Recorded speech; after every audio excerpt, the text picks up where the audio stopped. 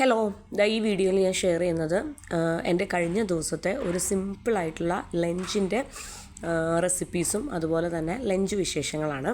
അപ്പോൾ ഏറ്റവും ആദ്യം തന്നെ നമ്മൾ ലഞ്ചിന് വേണ്ടിയിട്ട് ഇന്ന് പ്രിപ്പയർ ചെയ്യുന്നത് മാമ്പഴ പുളിശ്ശേരിയാണ്.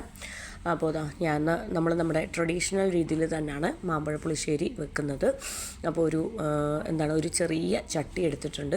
അപ്പോൾ എനിക്ക് വേണ്ടിയിട്ട് മാത്രമുള്ള അളവിനാണ് മാമ്പഴ പുളിശ്ശേരി വെക്കുന്നത്. കാരണം വീക്ക് ഡേ ആയതുകൊണ്ട് തന്നെ ഇക്ക കഴിക്കാനില്ല.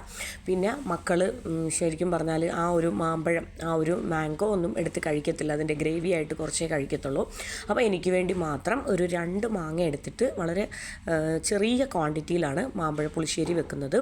അപ്പോൾ കംപ്ലീറ്റ് ആയിട്ട് മാമ്പഴവും കാര്യങ്ങളും പുളിശ്ശേരി ഏകദേശം റെഡി ആയിട്ടുണ്ട്. ഇനി ലാസ്റ്റത്തെ താളിച്ച് ഊറ്റൽ പരിപാടിയാണ്. അപ്പോൾ ഒരു പാനിലേക്ക് നമ്മൾ കോക്കനട്ട് ഓയിൽ ഒഴിച്ച് കൊച്ചുള്ളിയും കുറച്ച് കൂടുതൽ കൊച്ചുള്ളിയും വറ്റൽമുളകും കറിവേപ്പിലേക്ക് ഇട്ടിട്ട് താളിച്ച് ഊറ്റുകയാണ്. അപ്പം ഞാൻ വലിയ ഡീറ്റെയിൽഡ് ആയിട്ടുള്ള റെസിപ്പി ഒന്നും ഷെയർ ചെയ്യുന്നില്ല. എൻ്റെ വളരെ സിമ്പിളായിട്ടുള്ള ഒരു കേരള സ്റ്റൈൽ സിമ്പിൾ ഉച്ച ഊണിൻ്റെ റെസിപ്പീസ്, അതായത് എന്തൊക്കെ ഡിഷസ് ചേർത്തിട്ടാണ് ഞാൻ ലഞ്ച് കഴിക്കാൻ പോകുന്നത് എന്ന് ജസ്റ്റ് ഒന്ന് ഷെയർ ചെയ്യുന്നേ ഉള്ളൂ. അപ്പോൾ നമ്മുടെ മാമ്പഴ പുളിശ്ശേരി വളരെ ടേസ്റ്റി ആയിട്ടുള്ള തൈരൊക്കെ ചേർത്ത് തേങ്ങയുടെ അരപ്പൊക്കെ ചേർത്തിട്ട് വളരെ ടേസ്റ്റി ആയിട്ടുള്ള നമ്മുടെ മാമ്പഴ പുളിശ്ശേരി റെഡി ആയിട്ടുണ്ട്.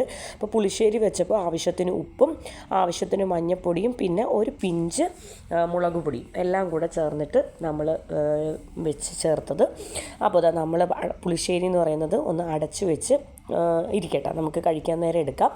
പിന്നെ നമ്മൾ മാമ്പഴ പുളിശ്ശേരി അതിൻ്റെ കൂടെ ഫിഷ് ഫ്രൈ ഒക്കെ നല്ല സൂപ്പർ കോമ്പിനേഷനാണല്ലോ. അപ്പോൾ വെളിച്ചെണ്ണയിലേക്ക് ഞാൻ ഫിഷ് മാരിനേറ്റ് ചെയ്ത് മാറ്റി വെച്ചിരുന്നു.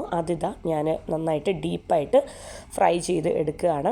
ഇഞ്ചി വെളുത്തുള്ളി അരച്ചതും അതുപോലെ തന്നെ മുളക് പൊടി മഞ്ഞൾപ്പൊടി ആവശ്യത്തിന് ഉപ്പ് കുരുമുളക് പൊടിയൊക്കെ ചേർത്തിട്ട് നമ്മൾ ഫിഷ് ഫ്രൈ ചെയ്തെടുക്കുകയാണ്. പിന്നെ അതിലേക്ക് ആവശ്യത്തിന് കറിവേപ്പിലേക്ക് ഇട്ട് കൊടുത്തിട്ട് നമ്മൾ നമ്മുടെ ഫിഷ് ഫ്രൈയും ചെയ്യുകയാണ്. പിന്നെ നെക്സ്റ്റ് ഇന്ന് ഒരുപാട് കറികളൊന്നും വെക്കുന്നില്ല. കാരണം മാമ്പഴ പുളിശ്ശേരിയൊക്കെ ഉള്ളപ്പോഴത്തേനും നമുക്ക് ചോറിന് ഒരുപാട് കറികൾ എന്ന് പറയുന്നത് ഉണ്ടെങ്കിൽ നമുക്ക് ഒരുപാട് തോരനോ മെഴുക്കുവരട്ടിയൊക്കെ ഉണ്ടെങ്കിൽ നമുക്ക് ആ മാമ്പഴ പുളിശ്ശേരി ആസ്വദിക്കാനായിട്ട് അധികം പറ്റത്തില്ല.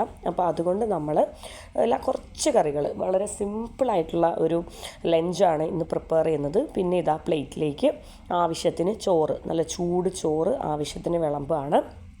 ഇനിയിപ്പോൾ ഓരോന്നോരോന്ന് കിച്ചണിലെ മാമ്പഴ പുളിശ്ശേരി വെക്കലും അതുപോലെ തന്നെ സിമ്പിളായിട്ടുള്ള ഒരു ഫിഷ് ഫ്രൈ ചെയ്യലും ഒക്കെ കഴിഞ്ഞു. അപ്പോൾ കിച്ചണിൽ നിന്ന് നമ്മൾ ടേബിളിലേക്ക് വന്നു. ആവശ്യത്തിന് ചോറ് വിളമ്പി പിന്നെ അതിൻ്റെ മുകളിലേക്ക് മാമ്പഴ പുളിശ്ശേരി ഒഴിച്ചു. അത്യാവശ്യം നാരുള്ള മാങ്ങ തന്നെയാണ്, പിന്നെ അത്യാവശ്യം വലിയ മാങ്ങയായിരുന്നു. അപ്പോൾ അതുകൊണ്ട് തന്നെ 2 എണ്ണത്തിൽ കൂടുതലൊന്നൊക്കെ വെക്കുകയാണെങ്കിൽ നമുക്ക് ബാക്കി വരും. കുറച്ച് കൂടുതൽ മാമ്പഴ പുളിശ്ശേരി വിളമ്പി പിന്നെ അതിലേക്ക് ഫിഷ് ഫ്രൈ ഒരു 2 പീസ് ഫിഷ് ഫ്രൈയും കൂടി എടുക്കുന്നുണ്ട്. അപ്പോൾ പിന്നെ നമ്മൾ എടുക്കുന്നത് വെണ്ടയ്ക്കയും കൂടെ ഒന്ന് ഫ്രൈ ചെയ്തായിരുന്നു. അപ്പോൾ അത് ഞാൻ ആദ്യം കിച്ചണിലെ വിശേഷം കാണിച്ചപ്പോഴത്തേനും ഇൻക്ലൂഡ് ചെയ്യാനായിട്ട് വിട്ടുപോയതാണ്. അപ്പോൾ ഇത്രയേ ഉള്ളൂ. നമ്മളിന്ന് അധികം തോരനോ വലിയ കറികളോ പിക്കിളോ ചമ്മന്തിപ്പൊടിയോ ഒന്നും എടുക്കുന്നില്ല. പിന്നെ ഒരു സിമ്പിളായിട്ട് ഒരു പപ്പടം പൊരിച്ചതും കൂടെ കൂട്ടിയിട്ട് ഇതാണ് നമ്മുടെ ഇന്നത്തെ കേരള സ്റ്റൈൽ സിമ്പിൾ ഉച്ചയൂണെന്ന് പറയുന്നത്. വളരെ ടേസ്റ്റി ആയിട്ട് ഈ മാമ്പഴ പുളിശ്ശേരി ഉണ്ടെങ്കിൽ അതിൻ്റെ കൂടെ ഒരു ഫിഷ് ഫ്രൈയോ ഒരു ചിക്കൻ ഫ്രൈയോ എന്തെങ്കിലും ഉണ്ടെങ്കിൽ ഒരു പപ്പടവും കൂടെ ഉണ്ടെങ്കിൽ നമുക്ക് ബാക്കിയെല്ലാം അധികമാണ്. അപ്പോൾ ഇതാണ് എൻ്റെ ഇന്നത്തെ വളരെ ടേസ്റ്റി ആയിട്ടുള്ള നല്ല അടിപൊളിയായിട്ടുള്ള ലഞ്ച് എന്ന് പറയുന്നത്. അപ്പോൾ ഇതൊക്കെയാണ് എൻ്റെ കഴിഞ്ഞ ദിവസത്തെ ഒരു സിമ്പിൾ കേരള സ്റ്റൈൽ ലഞ്ച് എന്ന് പറയുന്നത്.